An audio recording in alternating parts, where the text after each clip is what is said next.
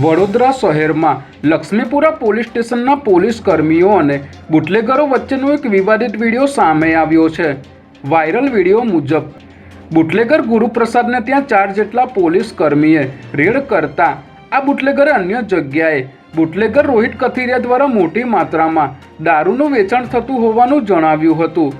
બાદમાં પોલીસ અને તમામ લોકો અન્ય બુટલેગરને ત્યાં પહોંચ્યા હતા ત્યારે અહીં ઝડપાયેલા બુટલેગરને દારૂના જથ્થા સાથે પોલીસે ભગાડી દીધા હોવાના ગંભીર આક્ષેપ થયા હતા।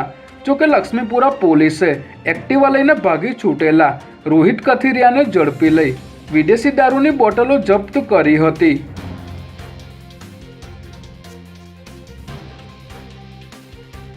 રાજ્યમાં દારૂબંધીના કડક અમલ વચ્ચે અમદાવાદમાં સોલા હાઈકોર્ટ પોલીસે ચાણક્યપુરી વિસ્તારમાં દરોડો પાડી વિદેશી દારૂનો મોટો જથ્થો ઝડપી પાડ્યો છે। બુટલેગરોએ પોલીસને છેતરવા માટે બોલેરો પિકઅપ વાહનની ટ્રોલીમાં ચોરખાનું બનાવી તેમાં દારૂનો જથ્થો સંતાડ્યો હતો ત્યારે બાતમીના આધારે સોલા પોલીસની ટીમે આજે સવારે ચાણક્યપુરી વિસ્તારમાં આવેલા એક ખુલ્લા પ્લોટમાં બોલેરો પિકઅપ વાનને અટકાવીને તેમાંથી વિદેશી દારૂની કુલ 225 બોટલ કબજે કરી હતી।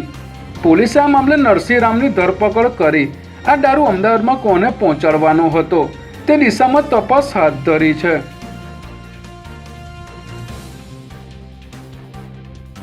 આજે સમગ્ર રાજ્યમાં 77મા પ્રજાસત્તાક દિવસની ઉજવણી કરવામાં આવી હતી ત્યારે રાજ્ય કક્ષાનો કાર્યક્રમ બનાસકાંઠાના વાવ થરાદ ખાતે યોજાયો હતો જ્યાં રાજ્યપાલ આચાર્ય દેવવ્રત અને મુખ્યમંત્રી ભૂપેન્દ્ર પટેલની ઉપસ્થિતિમાં ધ્વજવંદન કરવામાં આવ્યું હતું।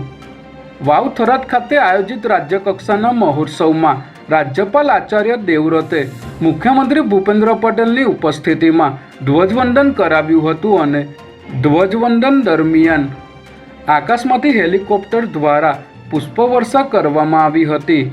અહીં ગુજરાત પોલીસના 1600 જેટલા જવાનોએ 22 પ્લાટૂનમાં વિભાજિત થઈને શિસ્તબદ્ધ રીતે પરેડ રજૂ કરી તિરંગાને સલામી આપી હતી।